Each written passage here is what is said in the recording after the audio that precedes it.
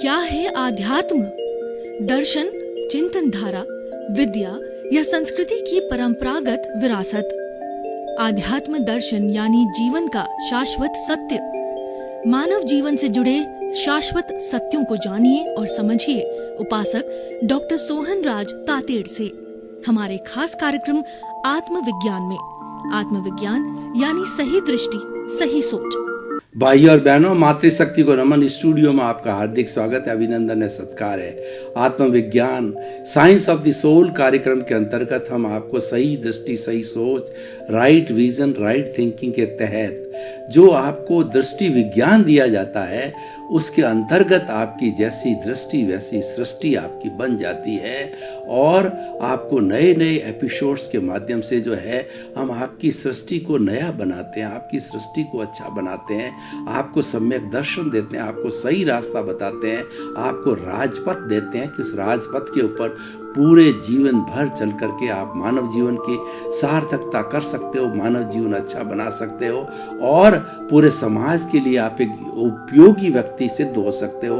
आपका ये लोक और पारलोक दोनों, परलोक दोनों ही सुधार सकते हो कि ये लोक में आप किसी को सुख देंगे, किसी का परोपकार करेंगे, किसी का भला करोगे तो आपका तो भला साथ में हो ही जाएगा, लेकिन साथ साथ में आपके जाने के बाद भी आप अमर हो जाओगे। आपको याद किया जाएगा जैसे कि लोग जो है आज जो है महात्मा गांधी, स्वामी विवेकानंद, दयानंद सरस्वती, सरदार पटेल इत्यादि सबको याद करते हैं। तो भाई और बहनों, ये सारा कार्य हम अलग अलग एपिसोड्स के माध्यम से करते हैं। तो आज हमारा बहुत ही सुंदर एपिसोड आपके सामने प्रस्तुत करने जा रहे हैं। आज का हमारा विषय है अपनी खोज। बहुत ही सुंदर विषय है भाई और बहनों। हमारे सामने दो तरह के जगत है। एक जगत बाह्य जगत है और एक भीतरी जगत है। दोनों जगत मिलकर के होलिस्टिक होते हैं, तब हमारा जीवन का कोई भी कार्य होता है। अगर दोनों में से एक जगत मिसिंग हो तो हम कोई भी कार्य नहीं कर सकते, हमारा कोई भी कार्य सफल नहीं हो सकता, हमारा कोई भी उद्देश्य नहीं बन सकता, हमारा कोई भी लक्ष्य नहीं बन सकता।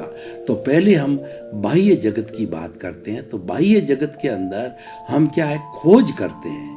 किस चीज़ की खोज करते हैं कि जब बच्चा 11th क्लास, मान लो जिसने 10th पास कर लिया और 11th के अंदर जब आता है, तब वो खोज करता है कि मुझे इंजीनियर बनना है, कि सीए बनना है, कि डॉक्टर बनना है, कि मुझे नेता बनना है, या अच्छी गृहिणी बनना है, कि मुझे क्या बनना है।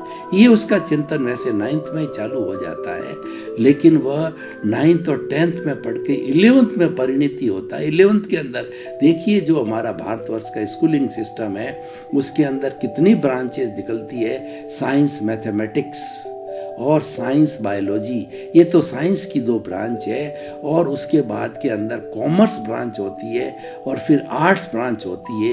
ये मुख्य रूप से 4 बड़ी ब्रांचेस है और इन 4 ब्रांचेस में आजकल हजारों ब्रांच निकल गई है। कैसे कि साइंस मैथमेटिक्स किया हुआ व्यक्ति वो 11th के अंदर IIT इत्यादि करके और वो इंजीनियरिंग लाइन के अंदर जाता है। अब एक इंजीनियरिंग लाइन में सैकड़ों हजारों आजकल जो है अलग इंजीनियरिंग की लाइन हो गई। सिविल है, मैकेनिकल है, माइनिंग है, पेट्रोलियम है, एरोनॉटिक्स इत्यादि इत्यादि। और जो हमारी साइंस बायोलॉजी है उसके अंदर मेडिकल लाइन निकलती है और बच्चा जो है NIT वगैरह करके और वो मेडिकल के अंदर एडमिशन लेता है तो वो डॉक्टरी लाइन में जाता है। वो डॉक्टरी की हजारों मेडिकल लाइन की आजकल जो है मेडिसिन है और सर्जरी, उसके अंदर भी हजारों लाइन निकल गई है। ये तो साइंस मैथमेटिक्स और साइंस बायोलॉजी की बात हो गई। और बच्चा खोज करता है कॉमर्स की लाइन में, CA है, CS है और जो है आपका MCOM है, BCom है, अकाउंट्स है, उसमें भी हजारों लाइन है। और चौथा जो है हमारी आर्ट्स की लाइन में, उसमें ह्यूमैनिटी है, फिलोसॉफी है, योग है, एजुकेशन है और सैकड़ों लाइन है। और उसके अंदर जो है कई लोग जो है वह कंपटीशन में बैठते हैं, RAS में बैठते हैं, IAS में बैठते हैं इत्यादि। तो मैं क्या कहना चाह रहा हूँ कि बच्चा खोज करता है। किसकी खोज करता है? अपने कैरियर की खोज करता है।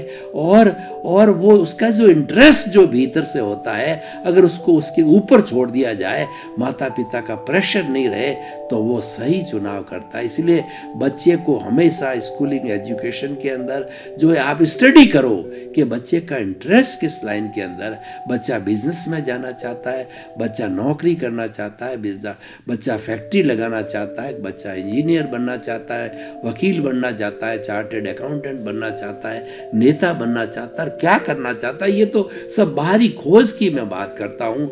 तब वो जाकर के सही निर्णय करके और उस लाइन में घुस जाता है और उस लाइन के अंदर धीरे धीरे धीरे धीरे पूरे जिंदगी की प्रोग्रेस कर लेता। अब मैं आपको एक उदाहरण देना चाहता हूँ कि किसी बच्चे ने जो है इंजीनियरिंग जो है IIT में जो है उसके अंदर कंप्यूटर और कम्युनिकेशन का एडमिशन ले लिया।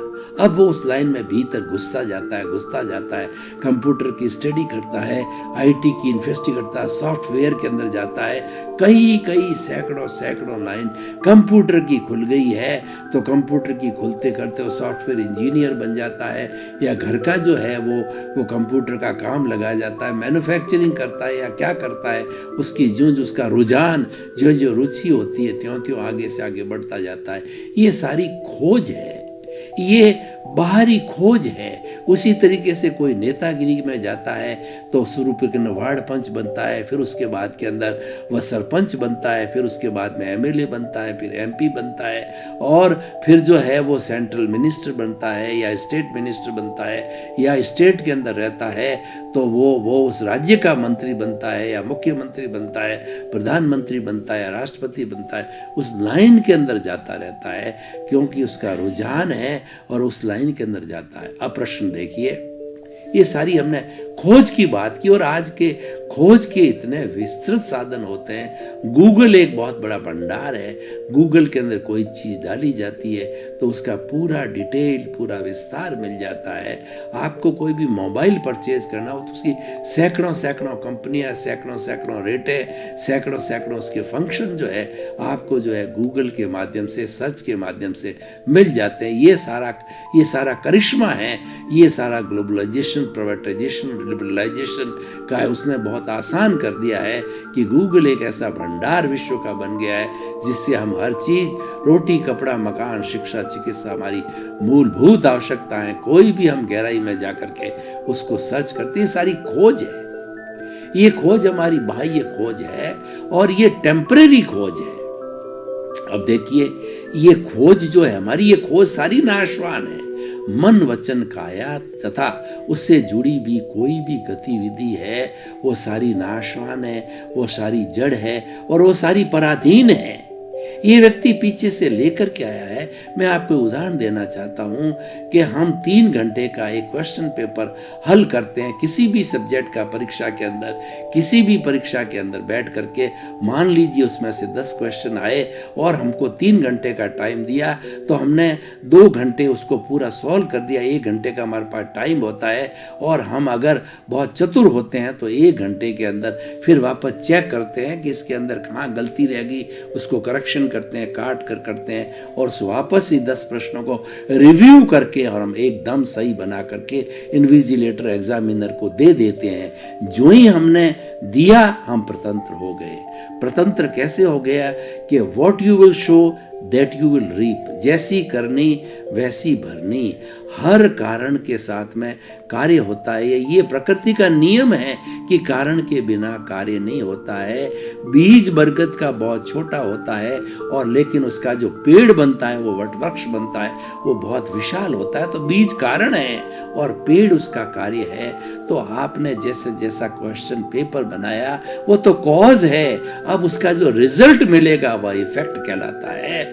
और पहले जैसे आपने कॉज डाले हैं, जैसे पूर्व जन्म के अंदर भाव किए हैं। उदाहरण के तौर पर देखिए, मैं आपको 3 तरह का जो है वो भूत, भविष्य और वर्तमान का एक मॉडल प्रस्तुत कर रहा हूं।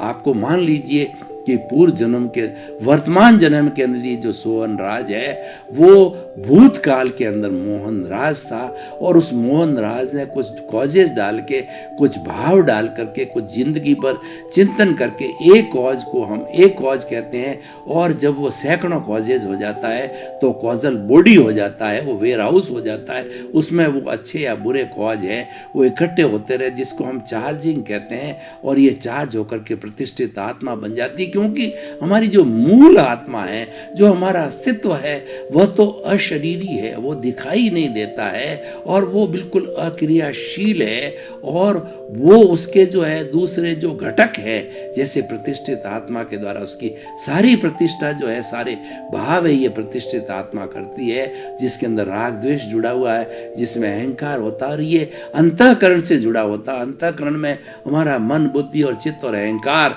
सारे जुड़े होते हैं, और वो प्रतिष्ठा करते हैं। तो जैसे हमने प्रतिष्ठा की, मोहन राज ने भाव कर्म डाले, कर्म बीज डाले, वह इस जन्म के अंदर उस कर्म बीज के अनुरूप जो है, इस जन्म के अंदर जब वो आयुष्य के अधीन इस जन्म के अंदर सोहन राज रूप के अंदर वो आया, तो पुराने भाव कर्म है वो सारे द्रव्य कर्म में बन गए। ये प्योर साइंस है, ये प्योर मैथमेटिक्स है, और कर्म और जो कर्म सिद्धांत को मैं आज का ईश्वर कहूँ तो कोई अतिशयोक्ति नहीं होगी। तो वह उस जो 8 तरह के कर्म, ज्ञानावर्णीय, दर्शनावर्णीय, वेदनीय, मोहनीय, आयुष्य, नाम, गोत्र और अंतराय, उसकी 148 प्रकृतियों के रूप के अंदर वो द्रव्य कर्म बन करके उदय भाव के रूप में सोहन राज आया। तो देखिए, करने वाला तो मोहन राज था, उसने क्वेश्चन पेपर हल किया, और उसको भुगतने वाला जो परिणाम है, जो मिला, जो है मार्किंग मिली है, वो सोहन राज को भाव कर्म बदल करके द्रव्य कर्म के रूप में हुआ है। तो ये भुगत रहा है। अब ये सोहन राज है, नई प्रतिष्ठा करता है, नए भाव डालता है, और वो अगर ज्ञानी पुरुष है, उसने ज्ञानी से ज्ञान लिया है, तो वो नई प्रतिष्ठा नहीं करेगा।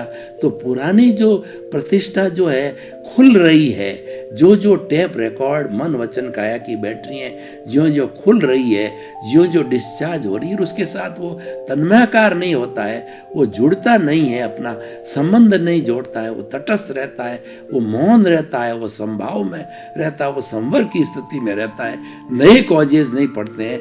ये मुख्य बात होती है। तो नए कॉजेज को न पढ़ना है। अब यहाँ हमारा जो है अपनी खोज की बात चालू होती है, और मैं इसका पूरा सर्किट आपको समझा देता हूँ कि ये नए भाव डाल करके आने वाले समय में यशवंत राज भुगतेगा। मोहन राज ने किया, भुगता सोहन राज ने, सोहन राज ने किया, भुगता यशवंत राज ने। ये तीनों अलग अलग शरीर मिले अपने कर्मों के अनुरूप। लेकिन अब जो मैं अपनी खोज की बात करता हूं, मुख्य पॉइंट पे आता हूं, हियर लाइज द पॉइंट, वो ये है कि जो पूर्व जन्म की मोहन राज के अंदर वही आत्मा थी, उसकी साक्षी से कर्मों का बंधन हुआ। सोहन राज को चलाने वाली भी वही आत्मा है, उसी की साक्षी है, उसी की हाजिरी है, उसी की प्रेजेंस है, वही बुला रही है, वही भुगतान करा रही है। वो है तो सोहन राज है, मोहन राज है, यशवंत राज है, और वह निकल गई तो मोहन राज के शरीर को भी जला दिया गया, सोहन राज के शरीर को भी आयुष्य की समाप्ति पे जला दिया जाएगा, और भविष्य में आने वाला यशवंत राज का शरीर है वो भी आयुष्य संपन्न होने पे जला दिया जाएगा। लेकिन जो इटर्नल तत्व है, जो सदाबहार है, हमेशा रहने वाला है, जो अजर अमर है, वो तीनों की एक सी आत्मा, वो पूरे जन्म जन्मांतर के अंदर वही एक हो रहती है, वही अपनी खोज है। जो आज हमारा विषय है, अपनी परमानेंट खोज क्या है?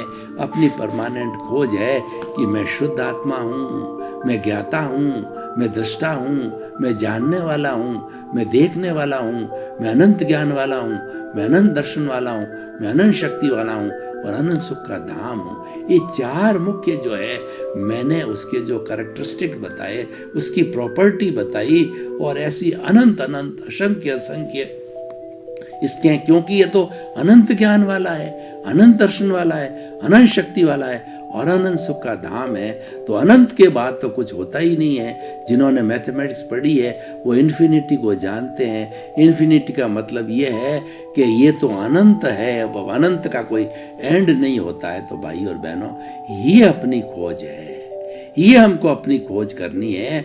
और बाहर की जितनी खोज जन्म से मृत्यु तक का बीच का जीवन काल कहलाता है, वह आयुष्य काल कहलाता है, वह आयुष्य कहलाता है। ये हमारा पूर्व निर्धारित होता है। इस पूर्व निर्धारित जीवन काल में आपको कोई स्वतंत्रता नहीं है। स्वतंत्रता कैसे नहीं, मैं आपको बताता हूं कि तेज बारिश हो गई है और जो जमीन को समतल कर दिया गया है, उसको उपजाऊ बना दिया गया है। उसके बाद के अंदर जब तेज बारिश जब थम जाती है तो किसान अपना हल लेकर के अपनी रोजी रोटी के लिए अपने खेत के अंदर जाता है। तो खेत में पहले बीज बोना पड़ेगा। तो बीज बोने के लिए क्या है कि अगर हमारा ये एरिया है जो खरीफ की फसल वाला है, जो कि सावणु फसल लेता है, केवल जो है बिना कुएं के, बिना सिंचाई के, केवल प्रभु के ऊपर, केवल ईश्वर के ऊपर ही आधारित रहता है, तो उस बारिश के अंदर 2 पोटली लेकर के जाता है। एक पोटली के अंदर बाजरा, हमारा मुख्य भोजन राजस्थान का बाजरा लेकर के जाता है, और दूसरी पोटली में खरीफ की दूसरी फसलें होती है, इसका मिक्सचर लेके जाता है।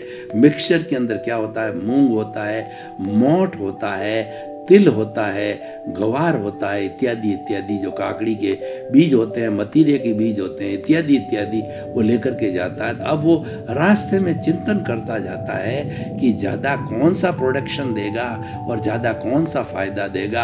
आखिर तक वो निर्णय नहीं कर पाता है, और अंत समय जब जो है बुआई का आता है तो वह क्या करता है कि वो जो मिक्सचर है उसको डाल देता है, और फिर वो चिंतन करता है, अरे मैं बाजरा बोता तो अच्छा रहता, साल भर मेरा परिवार। ये जो बाजरा बोने वाले हमारे जो किसान लोग हैं, वो साल भर उस बाजरा को प्रिजर्व करते हैं, बेचते नहीं हैं, और वही उनकी रोटी बनती है। पूरे परिवार की 12 महीने वो बाजरा की रोटी चलती। यानी एक फसल है, वो अगर 5, 10 का, 20 का, 100 का, 50 का परिवार होता था, जितना बड़ा खेत होता था, उससे जो ये पूरा एरिया 12 महीने उस रोटी को खाता था, कभी उबता नहीं था। क्योंकि बाजरा की रोटी सदाबहार है, उसको अलग अलग चीज़ों के साथ में खाया जाता है, मसाला के साथ में, चटनी के साथ में, प्याज के साथ में, कड्डी के साथ में, और कोकले के साथ में, अलग अलग जो है उसके साथ में उसका मिक्सचर करके खाया जाता। तो नई बन जाती, कभी ऊब नहीं आती है, और वो सुपाच्य होती है, उसके अंदर कोई तरह की गैस नहीं बनती। तो भाई और बहनों, हम ये कहना चाहते थे, अब उसने बीज बो दिया तो अब उसको कॉन्सिक्वेंसेस, उसको जो बाजरा नहीं मिलेगा, उसको मिक्सचर बोया तो मिक्सचर ही वो कार्तिक महीने तक काट करके अपनी फसल ले लेगा। तो तभी कहा गया है, as you will sow so will you reap, और आप बोने के बाद स्वतंत्र हो जाते हो। तो ये हमारा जो वर्तमान का सारा जीवन, जो बाह्य खोज की बात है, उसमें हम स्वतंत्र है। आप एक नई सांस लेकर के देख लीजिए, मुर्दे को कहो आप कि सांस लो, तो क्या मुर्दा ले सकता? नहीं, वो तो डेड बॉडी है, वो तो जड़ है, वो तो अब कुर्सी के रूप जैसा बन गया, वह जो है टेबल के रूप जैसा जड़ पदार्थ बन गया, क्योंकि हंसा उड़ गया। जो अपनी खोज थी, जो हम हैं, वो चला गया, वो तो दूसरी जगह उसने जन्म ले लिया और नए आयुष्य को पैदा करेगा। वह एक क्षण भी जो है ये शरीर में नहीं रुक सकता है। तो ये अपनी खोज हो गई, ये हमारा पुरुषार्थ है, ये हमारा लक्ष्य है, ये हमारा परमानेंट तत्व है, ये हमारा सनातन सत्य है। वो सत्य को प्राप्त करो, वो सनातन सत्य को प्राप्त करोगे तो आपको शाश्वत सुख मिलेगा, क्योंकि शाश्वत सुख हमारी आत्मा में है। ये जो बाहर के सुख, जो इंद्रिय सुख है, हमने अच्छा भोजन किया, हमको स्वादिष्ट लगा, अच्छा जो है हमने सुगंध ली, हमको अच्छी लगी, और अच्छा म्यूजिक सुना, हमको अच्छा लगा, हमने जो है बहुत मुलायम मुलायम स्पर्श किया, उसको अच्छा लगा। तो इसलिए कहा गया है कि विषय नर की लालसा और पाम रोग की खाज, लोभी की धन लालसा और तीनों बेअंदाज। ये बड़ी बेअंदाज होती है। कौन सी? विषय नर होता है, जो विषय के अंदर वगैरह इंद्रिय सुख में चला जाता है, तो मैं और मेरा, और उसकी एक्सट्रीम अवस्था होती वेश्यावृत्ति के अंदर, पर स्त्री गमन में व्यक्ति उसमें ही सुख महसूस करता है। एक कुत्ता होता है, वह उसके ऊपर मांस लगी हुई हड्डी को खाता है तो उसी में सुख महसूस करता है। वो सारा टेम्परेरी सुख है, वो इंद्रिय जनित सुख है, वो जड़ का सुख है। और जब बड़ा सुख आपको मिल जाता है जो आपके भीतर है, वो बड़ा सुख मिलने के बाद में ये बाहरी सुख फीके फीके फीके लगते हैं, क्योंकि वह तो अक्षय है, वो तो कभी भी समाप्त नहीं होने वाला है। ये अनंत सुख का धाम है, वो प्राप्त करो। वो अपनी खोज है, वो अपना पुरुषार्थ है और उसके अंदर रमण करो, वो स्वभाव है। क्योंकि जो हमारे इस जन्म के अंदर जो आने वाले सुख है, वो हर सुख के साथ में दुख जुड़ा हुआ है, हर संयोग के साथ में वियोग जुड़ा हुआ है। जितने संयोग हम लेकर के आए हैं ये सब नाशवान है, ये सब जाने वाले हैं। एक संयोग गया, अगर हमारा जो है कहना चाहिए कि हमारा पुण्य का संयोग गया, पाप का संयोग चालू हो गया, हम झुग्गी झोंपड़ी वाले हो गए, फिर हमारा पुण्य का संयोग हुआ तो हम अटालिका के होने वाले एक धूप छांव की तरह एक जीवन में कभी ये पुण्योदय पापोदय चलता रहता है और हम इस झूले के अंदर झूलते रहते हैं। कभी सुखी होते हैं, कभी दुखी होते हैं। जब सुख होता है तो फूल जाते हैं और जब दुख होता है तो इतने मायूस होते हैं कि डिप्रेशन में चले जाते हैं, कोमा में चले जाते हैं। ये उसकी एक्सट्रीम स्थिति तक में भी पहुंच जाते हैं। तो अपनी खोज, वो तो बाहर की खोज थी, वो तो लेके आए थे, आप उसमें स्वतंत्र हो, वह भी खोज है। पूरा हमारा जो व्यवहार जगत है वह हमारी खोज है, वो बाहर की खोज है, वो पौद्गलिक है, वो नाशवान है, वो जाने वाली है। आप तो परमानेंट खोज कीजिए, वो चेतन की खोज है, वो आपकी स्वयं की खोज है, वो आपके समय हमेशा साथ में रहने वाली होती है। कस्तूरी के मृग ज्यों, जो कस्तूरी होती है वो मृग की नाभि में होती है। कस्तूरी की सुगंध इतनी तेज फैलती है हवा के साथ के अंदर और इतनी महक लगती है कि वो मृग भागता है, वो मृग तृष्णा करता है, ये कहाँ से आ रही है, इधर जाता है, उधर जाता है, आगे जाता है, पीछे जाता है, सुगंध ही सुगंध दिखाई देता है। उसको ये ज्ञान नहीं है, वो अज्ञान के वशीभूत होकर के मृग तृष्णा करती है। सारी मृग तृष्णा अज्ञान है। ये अज्ञान का वेल्डिंग ही हमारे जो अपनी खोज सही नहीं होने देता है।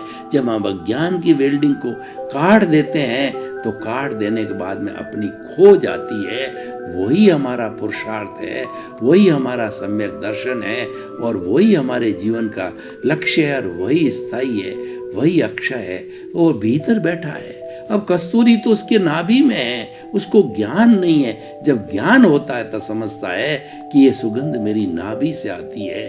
तो हम उसी तरह से हम भोजन में सुख करते हैं, पद प्रतिष्ठा में सुख की महसूस करते हैं, पुस्तकों में सुख को महसूस करते हैं, नेतागिरी में सुख महसूस करते हैं, हम बाल बच्चों में सुख महसूस करते हैं, हम मैं और मेरा में सुख को खींचते हैं। मेरा बेटा, मेरी पत्नी, मेरा भाई, मेरा धन, मेरा दौलत, मेरा ऐश्वर्य, मेरा घर, ये तो साधन हैं। ये साधन भी अच्छे हैं। रोटी, कपड़ा, मकान, शिक्षा, चिकित्सा, ये हमारे जीवन निर्वाह के जो बेसिक साधन है, लेकिन ये स्थायी है, अस्थायी है।